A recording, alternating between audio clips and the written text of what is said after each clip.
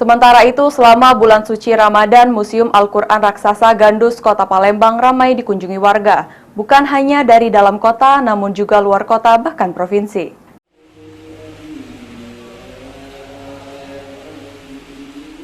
Untuk dapat memasuki Museum Al-Quran Raksasa ini, pengunjung dapat memberikan infak pembangunan dan pemeliharaan museum sebesar Rp20.000 per orangnya.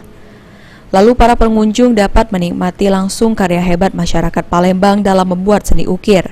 Pengunjung juga dapat melihat produk-produk UMKM. Insya Allah depannya mungkin lebih ramai lagi. Pak, ini ramainya di pagi atau menjelang buka puasa, Pak? Seperti inilah. Sini kan sore-sore ini ramai. Jadi istilah mereka mungkin di sini sambil nanti nak berbuka.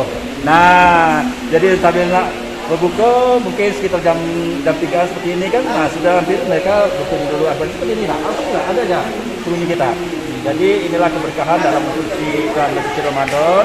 Walaupun tempat wisata lainnya yang agak sepi, kita alhamdulillah masih ada pengunjungnya. Lihatlah bagaimana Pak.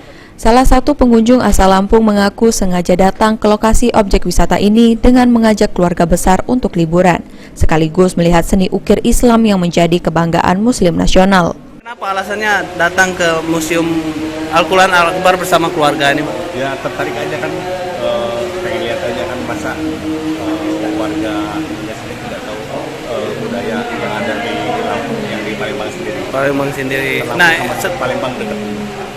setelah melihat karya ini seperti apa tanggapannya? Ya luar biasa ya, butuh effort yang lebih dan ketekunan yang luar biasa bisa menghasilkan mengukir. Al-Quran Raksasa ini sendiri dibuat 30 seniman ukir Palembang dari kurun waktu 2002 hingga 2009 yang menghasilkan 315 lembar kayu tembesu. Sulaiman, PAL TV.